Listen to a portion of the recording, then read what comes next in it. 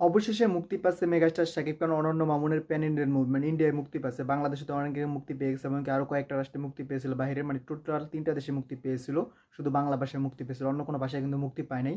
মামুন বলেছিল যে বাংলা, হিন্দি, তামিল, তেলেগু, মালায়ালাম এই 5টি ভাষা না 6টি ভাষায় রিলিজ দিবে, সে কিন্তু বলেছিল। কিন্তু তার ভিতরে শুধু আমরা একটা ভাষায় দেখতে পেয়েছিলাম, বাংলা ভাষায়, যেটা বাংলাদেশে মুক্তি পেয়েছে, এমনকি বাইরেও মুক্তি পেয়েছে। মুক্তি পাওয়ার আগে কিন্তু মামুনও বলেছিল যে সে কিন্তু হিন্দি তো বাংলাদেশে মুক্তি দিতে চায়, কিন্তু পরে কিন্তু আর বাংলাদেশে কিন্তু হিন্দিতে সে মুক্তি দেয়নি, শুধু বাংলা ভাষায় মুক্তি দিয়েছিল। পরে কিন্তু মুভিটা চলেছিল, হাইয়েস্ট ওপেনিং নিয়েছে, সেটা আমরা সবাই জানি। মামুনের মতে মুভিটা সুপার ডুপার হিট হয়ে গেছে বাংলাদেশে ওটিটি মোটিটি সব মিলিয়ে। কিন্তু বর্তমানে এই মুভিটা ইন্ডিয়ায় মুক্তি পাচ্ছে 28 তারিখে। মুভিটা কিন্তু মুক্তি পেয়েছে অনেক আগে, এখন কিন্তু এতদিন পরে 28 তারিখ ইন্ডিয়ায় মুক্তি পাচ্ছে। এখন কতটা চলবে সেটা জানা যাচ্ছে না, কারণ এই মুভিটা কিন্তু পাইরেসি হওয়ার পর পুরোপুরি ক্লিয়ারলি মুভি কিন্তু ইউটিউবে এমনকি বিভিন্ন সোশ্যাল মিডিয়া আমরা দেখতে পেয়েছিলাম ক্লিয়ার পুরো। আমি হলে যেদিন দেখেছি তার পরের দিনই কিন্তু আমি সোশ্যাল মিডিয়ায় পেয়ে গেছিলাম, একবার ক্লিয়ার ইউটিউবে পেয়ে গেছিলাম, মানে হলে যেদিন দেখছি তার পরের দিনই। তাহলে বুঝুন মুভিটা তো কতটা ক্ষতির মুখে পড়েছিল। মুভিটা যদি পাইরেসি না হতো, মুভিটা কিন্তু ব্যাপক পরিমাণ ব্যবসা করতে পারতো, সেটা আমরা সবাই জানি। গল্পটা যেমনই হোক, লিপস্টিকের গল্প বা অন্য মুভির গল্পই হোক না কেন, যেহেতু মেগাস্টার শাকিব খান আছে, অবশ্যই সবাই মুভিটা দেখতে যেত, যে অভিনয় কেমন করেছে সেটা দেখার জন্য সবাই যেত। তার অভিনয় দুর্দান্ত ছিল, সেটা বলতে হবে। শুধু এখানে মেগাস্টার শাকিব খান অভিনয় এবং ডায়লগ ডেলিভারি সব কিছু সুন্দর ছিল। আবার কিছু ক্যারেক্টার আছে তাদের ডায়লগ ডেলিভারি সুন্দর ছিল, কিন্তু তাদের অভিনয় ভালো ছিল, কিন্তু তাদের ডায়লগটা কিছুটা উচনিচ হয়ে গেছে, মানে ডাব করার পরে ডায়লগটা ঠিকমতো বসানো হয়নি, কিছুটা এদিক ওদিক হয়ে গেছে, তার লিপসিংয়ের সাথে মিল ছিল না, শুধু শাকিব খানের লিপসিং ছাড়া। মামুন মনে হয় শুধু শাকিব খানকে বেস করে মুভিটা বানিয়েছে, মানে তার ক্যারেক্টারের উপরে বেশি ফোকাস করেছে, যার জন্য তার লিপসিংটা ঠিক আছে, আর বাকি ক্যারেক্টার কিন্তু লিপসিং ঠিক ছিল না। এমনকি নায়িকা সোনাল চৌহানকে কিন্তু রবটের মতো মনে হয়েছে, যে এআই দিয়ে কথা বলা আসছে।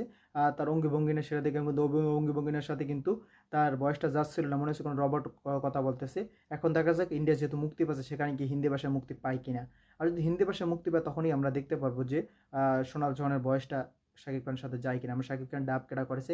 এখন যদি ইন্ডিয়া হিন্দি ভাষায় মুক্তি পাওয়ার পর আমরা যদি দেখি শাকিব খানের ডাবও যেমন সোনাল চৌহানের ডাবটা যতটা দুর্বল ছিল ততটা দুর্বল, তাহলে তো আবার বুঝে নিত, তো এক পুরোপুরি একই হলো।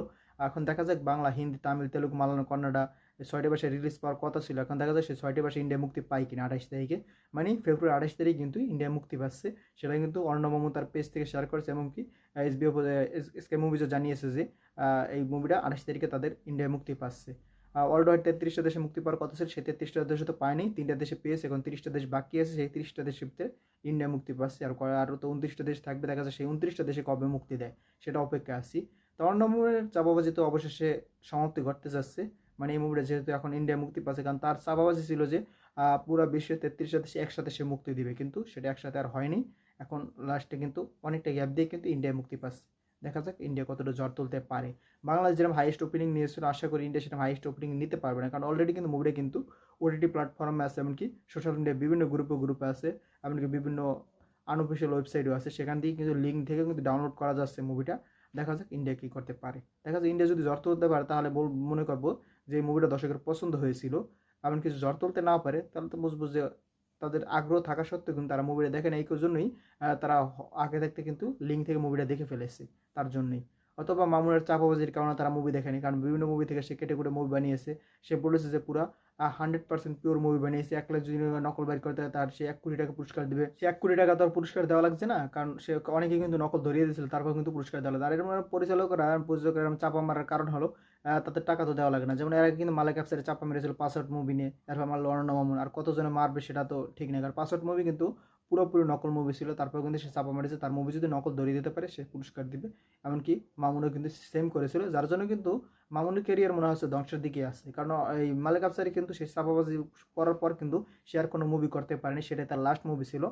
এমনকি মামুনেরও মনে হচ্ছে এটাই লাস্ট মুভি হতেও পারে, এমনকি কারণ এরপর সে দানব নামে একটা মুভি করতেছে, দেখা যাক সে দানব নামে মুভিটাকে আদৌ আসে কিনা, কারণ তাকে কিন্তু আমরা জাপানে দেখতে পাচ্ছি। এখন দেখা যাক সেই মুভিটাকে শুটিং শুরু হয় কিনা। যদি শুটিং শুরু হয় তাহলে বুঝবো সেই মুভির হবে, কারণ সেই মুভিটা কিন্তু অনেক দিন ধরে হচ্ছে করে, এখনও কিন্তু হচ্ছে না। দেখা যাক সেই মুভিটাকে তারা ভবিষ্যতে কমপ্লিট করতে পারে কিনা। আর যদি কমপ্লিট করতে পারে, অবশ্যই আপনারা দেখবো, কারণ অন্য মুভি কিন্তু কয়েকটা মুভি কমপ্লিট করা আছে, যেগুলো এখনও বাক্সবন্দি আছে।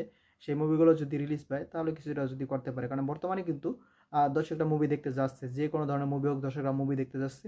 যদি গল্প ভালো হচ্ছে সেই মুভিগুলো চলে যাচ্ছে, গল্প খারাপ হলে সেই মুভিগুলো ডুবে যাচ্ছে। এখন দেখা যাক মামুনের পরবর্তী যে মুভিগুলো আছে সেই মুভিগুলো কি শেষ পর্যন্ত যেতে পারে কি না। ভিডিওটা যদি ভালো লাগে অবশ্যই বেশি বেশি শেয়ার করবেন, সবাই ভিডিওটা দেখতে পারে। যারা যারা আমার চ্যানেল সাবস্ক্রাইব করেন চ্যানেল সাবস্ক্রাইব করবেন, যারা ফেসবুক পেজ থেকে দেখছেন অবশ্যই পেজটি ফলো করে দিবেন, কারণ আপনার একটা সাবস্ক্রাইব একটা ফলো কিন্তু আমাকে পরবর্তী ভিডিও বানানোর জন্য আগ্রহীত করে। ভিডিও শেষ পর্যন্ত থাকার জন্য অসংখ্য ধন্যবাদ। টেল দেন টেক কেয়ার, দেখা হবে নেক্সট কোন ভিডিওতে, ততক্ষণ ভালো থাকুন সুস্থ থাকুন, বাই বাই।